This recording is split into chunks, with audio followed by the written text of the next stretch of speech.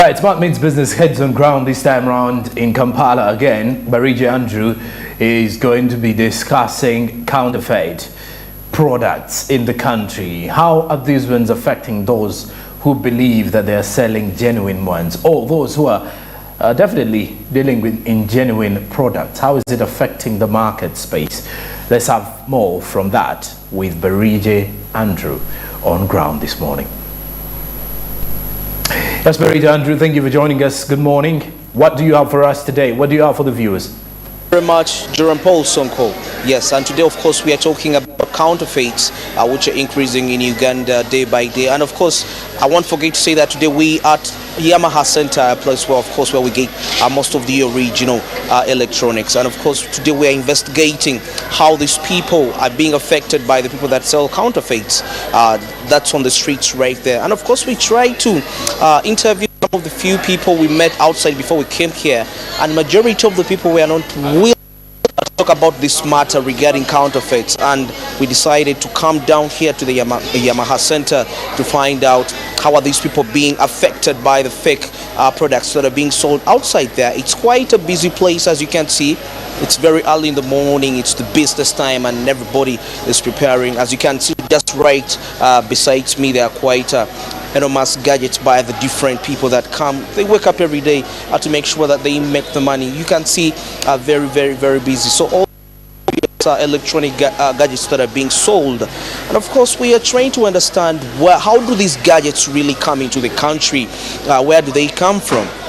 Before we got out to some of the few people, we got some information regarding how these products are, and majority are attributed products to the Uganda National Bureau of Course of Standards. We don't know how true that is, because we try to find out how true is that, how sure are they that UNBS is behind the counterfeit materials that are being sold, because variety of these products that are imported in the country, a big percentage of them are actually counterfeits. And recently the dealers in electronics expressed their disgruntlement regarding the profitability, because majority of these people sell these products to them, to the consumers out there, and of course they end up losing because they are renting in buildings. These people are renting outside, so they sell to them the cheaper products. And of course there are consequences that come along using fake products, because you're going to buy a product and it's going to last probably because you want to get something very cheap, and it might take you for only 3 months, and when you go and buy an original product, it might take you for actually about 5 years. So it's very important, however much you're trying to save money, always remember there is a long-term effect. Imagine you buy something at 300,000, probably you're afraid to pay $1 million, but you find that literally almost after 2 months, before you know it, that's about 6 months, that's 300,000 multiplied by 6, because we are multiplying every 2 months, so you find that you've paid. But if you come and buy an original product at once, definitely you're going to find yourself that you're going to last it for about 2 to 3 years, or even more than 5 years, depending on how good you are. And of course, I'm going to get in touch with some of the dealers of these electronic products. We have a discussion regarding how are those people that are selling counterfeit products affecting their business. And of course, we need to, and also an original product. So I'm going to get in touch with one of the dealers. We have a little discussion. Amanya go gwan. Vincent. Kati Iga Vincent, mwenga bakolera mbizi. Unda ebichupuli eby'amasanyalaze bakoseza abatya business. Tukoseza nnyo ddala kyamaanyi ddala. Kubanga almost abantu abasinga tasobola kulaga kirooli gino. Mulimu ajja nga ayagala oli gino, oba okitegeera. Kitasobola kubuulira nti kino kirooli gino, kino kiri fake, oba okitegeera. Kati mulimu oyo ajja okujja nga ye afa bufi ssente. Guza tugenda kugamba ekyemitwalo 5 nga fake, akiguza emitwalo nga 8, wekitegeera. So kati fano tukulaga ekiro gino, wekitegeera n'ekiro dupe, kati gwe nojja ngoze ne ssente zo ngoze gula ekyo kyennyini kyowiri ng'ogula. Kakati maybe twagala okumanya kale kati tunagenayo bino ebintu ebibeera fake abantu abatunda ku street bye batunda byo biva bingira biteggwanga okusinzira ku experience yamwe nga ababitunda ogambye otya sokon ebintu bye batunda ebweru ebicupuli ebyamasanyalaze bingira bitya mu ggwanga wae chaka babiteekamu omusolo sinza kulimba bateekamu omusolo ne biyitawo kati mwe bino mubijjawo ebiri original anti sinza mulimu yetujja Dubai mulimu yetujja nga babituweza okuva e Japan mu nsi ez'ebweru ne mulimu ebassemboling wano eno nga bya Uganda already kakati omuntu mukubire ku tochi amanya atya ekintu ekiri original n'ekitali original azine mu size enene kati kanstanike ne size enene katulaba nga bolaba search eno nga botule eno TV eno ya search ate kati eno LG bwekitegeera kati eno oli mu original ya mulimu ajja okujja nga yajjabuza agala bwagazi LG bwekitegeera ate LG bamwozaamu nnyo ddala nono search ajja nga ali mu original nga bonalaba oli Hisense nga bonalaba Sayona oli Smartex zijja ziri mu original yaayo ddala ne kati ebeeri fake solaba kati nga bolaba ono LG erinnya liba livaako erinnya liba livaako n'eri original erinnya terivaako kati nga bolaba search oyo erinnya terivaako lijja nga liri mu alali yaalyo nga terivaako nga bolaba Hisense Smartex Sayona erinnya terivaako kale si mubi mulungi naye ali ku original yaayo kati ogambye kati nga ku bika bya TV LG bagicupula nnyo okusinga Samsung Hisense kati obanga oze eggulo oyinza gula kikanga Hisense Sayona Search Smartex ebika birungi eba mu original yaabyo ne Global Star si mubi aba mulungi kati Global Star yono wano size eno weight kati n'ekirala kyenyinza okugamba bafeera nnyo ne sizes oba okitegeera bafeera nnyo ne sizes mulimu ajja okujja agambe nti eno 26 okitegeera naye nga guza 24 okitegeera ekyo nakyo gyekiri bafeera size mulimu ajja kugamba nti eno 26 naye nga guza 24 ate nojja nosanga size eno eri 19 nagamba nti eri 22 olwokuba nti ayagala ssente ez'amangu oba okitegeera so kati kyekyo ekireetawo ekyo mulimu ajjayo nga afa size okitegeera nti eno size kinti 24 oba okitegeera nti yammeka ya mitwalo 2 naye nga soka mitwalo nga 18 oba okitegeera kati byebyo bibeerawo eyo okujja nga toli bulungi na ssente oseerebwa aye nekyoguze nga tekiri mu original yaakyo nefano tukuwa ekintu nga kiri mu original yaakyo ne size ng'ewera bulungi kale obubaka obusembayo eri abaguzi abagula ebyamasanyalaze jasinza obubaka bwenyinza obbawa jangu ng'omanyi kyozigiridde oggula oba tumanyi twebuuzeeko okitegeera ate oba ozza oggula yingira munda mu dduuka ava mu bino ebyabaliri byajjabuza gyakuleete ye tajja kukulaga kirungi oba okitegeera yakulaga ekyayinza okuba nga alyako oba okitegeera kyengezaako okugamba so oba ozze jangu munda otuule obuuze okitegeera awo nzikyendaba kiba kirungi ng'ogiridde ddala munda mu dduuka n'obuuza dani okujja ng'oleese bazze bakuleeta wakitegeera ojja kuferebwa ate otuuka ojje ffe wano otunyenye tujja kwegaana tugambe nti ffe tetukumanyi Kale Sebu, tweyanziza nnyo. Yes, we are discussing electronics, of course, counterfeits which are being sold. As you can see, it's quite a very busy place here. A lot of electronic devices are being sold here. And you know, when you were saying, he described for us most of the brands that are being counterfeited by majority of the traders out there.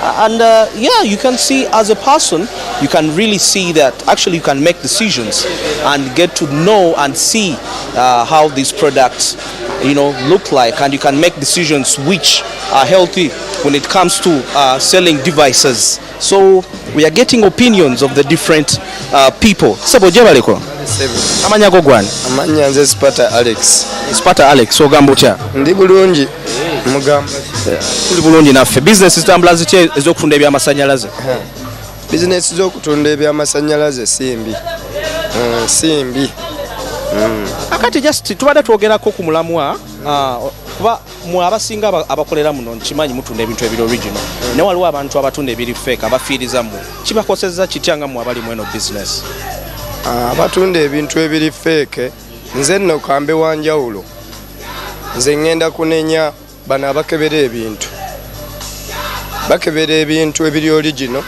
ne babikkiriza ne biyitawo kyokka n'ebiri fake nabyo ne babijjako omusolo ne bikola ki ne biyitawo nga tonna nenyo atunda ekintu ekiri fake sooka onenye bali abakebera ebiki abakebera ebintu ebiri ku mutindo esebo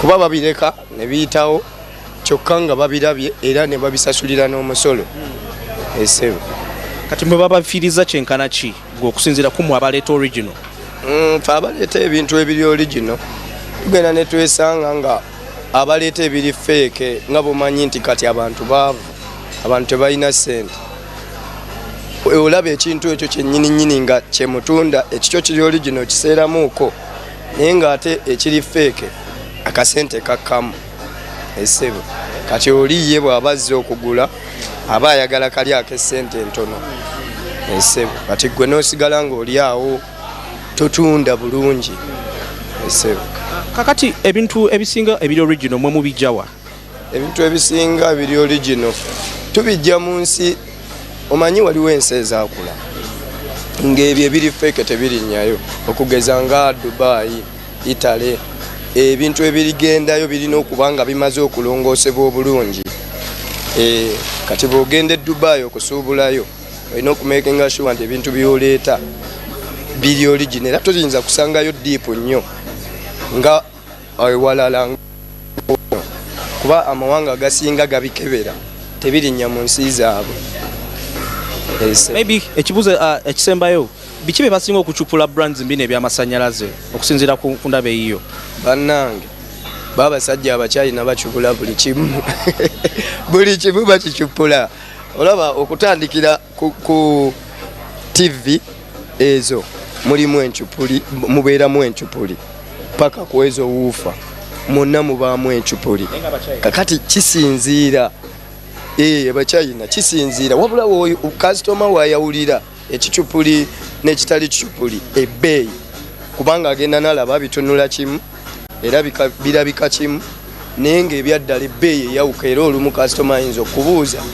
ti naye kino kyo nga kya bbeeyi ate kino nga kya layisi ebyaddala bw'oba wa mazima ng'oyagala kumubuulira amazima omubuulira nti naye kati kino kyo kiri bwe kitiisi kirungi bulungi era ne galanti gy'omuwa ebeera teyenkana nakukiri kati ye neyeyawulirawo munnaye nesebo kale obubaka obusembayo eri abaguzi olina eri abaguzi abagula bino ebyamasannyalaze abaguzi bo mubutuufu kansooka okubakoowoola bajje wano mu Yamaha Central B15 tulinafe ebintu ebirungi kampisawo akakisa kange nange tulina ebintu ebirungi bajje bagule tujja kubabuulira bajja kutuuka tujja kubabuulira ekituufu wabula nze mbakubiriza bw'otuuka bwe bakunnyonnyola ebbeeyi y'essente ejja okulaga ekintu ekirungi ky'ogula kuba mu buli ngeri layisa agula buwanana Yes, of course, we are discussing counterfeit electronics. Quite so many people are selling counterfeit, and of course, the people in the buildings that are selling originals, they end up, of course, making quite enormous losses. And I'm at Yamaha Center. We are discussing these matters. How are these people being affected as a result of selling fake products? And quite a lot. It's quite a very busy place, as you can see. People wake up to work every day. So I want to get in touch with some few people here in case they can speak. That's what mujabale. Mukolera wano. Tukolera wano. Mutunda byamasannyalaze. Byamasannyalaze. Yeah, maybe mbadde njagala kumanya. Business eno mugisanze mutya ey'okutunda ebyamasannyalaze? Business eno saawa zino si nnungi bulungi, embeera tutambula bulungi sofa naye ng'embeera yali bulungi. Maybe kati mbadde njagala kumanya. Tulekaawo naawe tunyumyemu. Mbadde njagala kumanya. Abantu abatunda ebintu ebiri fake bafiiriza batyammwe abatunda ebiri original. Abantu abatunda ebiri fake. Kati abatunda ebiri fake bwe batunyigirizamu wano. Kati oli waba atunda ekiri fake akijjukira kiba kifaanana n'ekiri original kati akissa ebbeeyi oshegera tuna next nti agenda forcinga naawe atunda ekiri original okussa ebbeeyi of which ate gwe oba tokola kitofuna mukate yaba afunamu kuba kiba kiri fake aba akisubula ku bbeeyi nga ya wansi nnyo okitoki kakati twagala kumanya mu ebintu ebiri original mubijawa ebintu ebiri original fe tubijjira anti kati kiri bwe kiti gye tubijjira ddala China etunda ebiri original ate etunda n'ebiri fake akati shegera bo bennyini ate bakola ebiri original ate ne bakola n'ebiri fake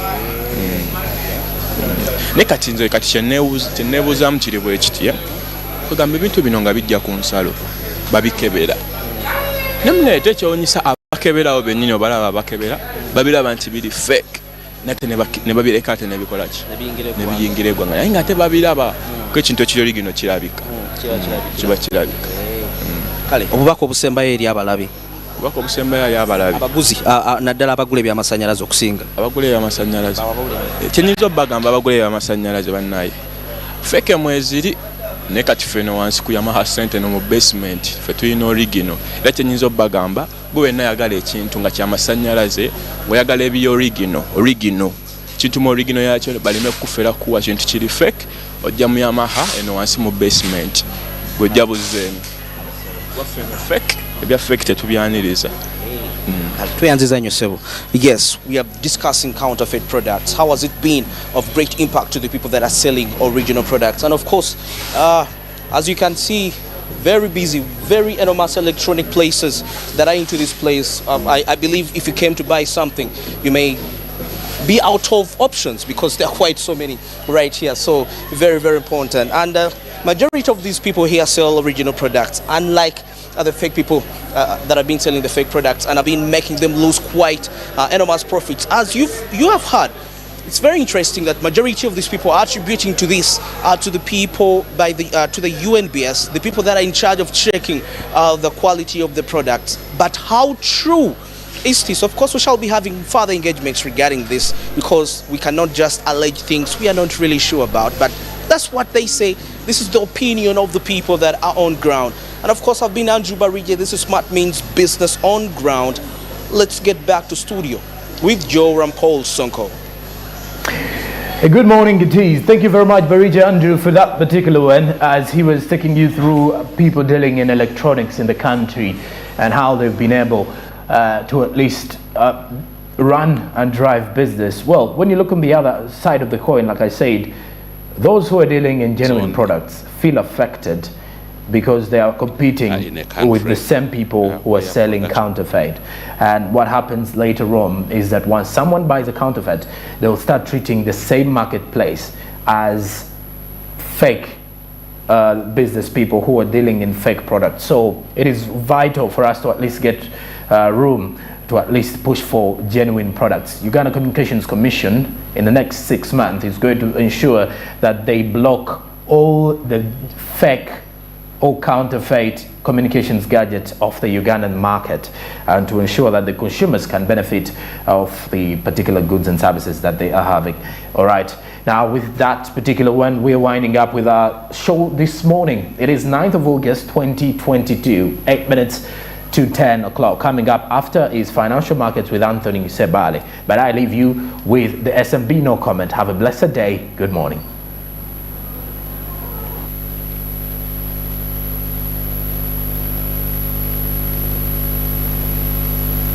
There are simple things like record keeping.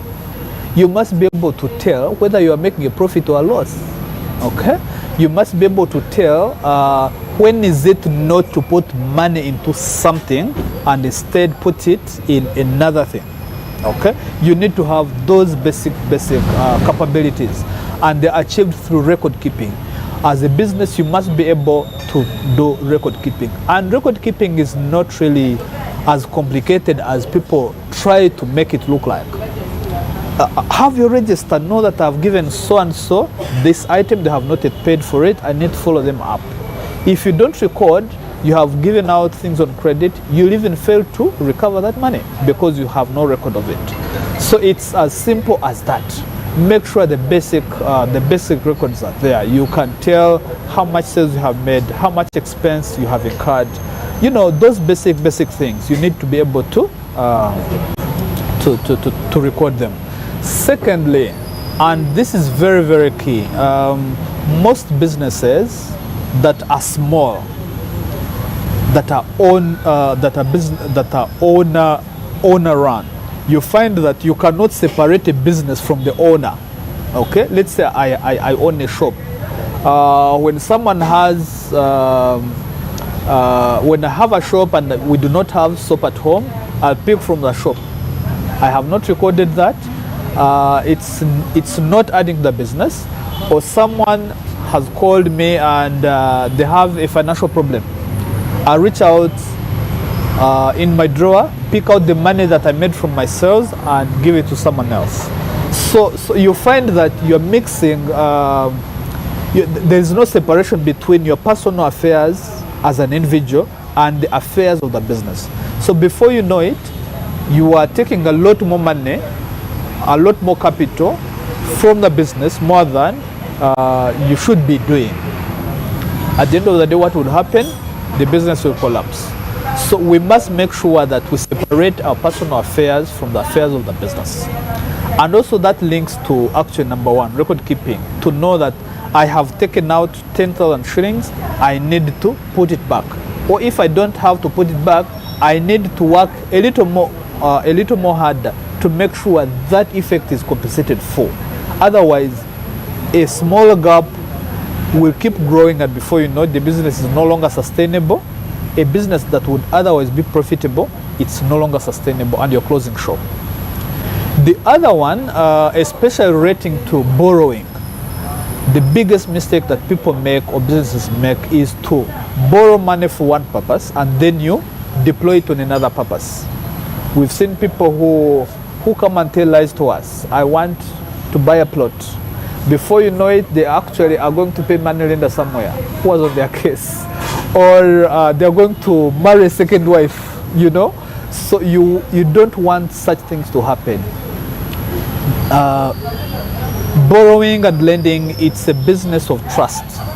If me as a lender cannot trust you, you are creating a crack in our relationship. You know, at the beginning I said lending and borrowing is a relationship business. So if you borrowed to go and buy a plot, but I heard that you actually wanted to marry a second wife, you are diverting. You are being untrustworthy. You are being unfaithful in our relationship, in our marriage as a borrower and lender. Okay, so you need to make sure that when you borrow money, you strictly deploy it on what it was borrowed for. If you wanted to add stock in business, ensure you add that stock in the business. Don't divert the money. Okay. Most times it's not advisable to borrow money to start a new business. You know, businesses, growing a business is about making mistakes and learning from experience. So when you are starting a new business, then it means you have not actually, you have not done enough mistakes to learn, to give you experience to run a business. Sometimes, of course, circumstances are unique. It's not that we are completely prohibiting borrowing to start a new business, but it's not advisable. It's not very advisable, because you need to have gained some experience for you to be able to fund such a business. Otherwise, you are risking to take a debt that is going to keep you in a cycle of indebtedness.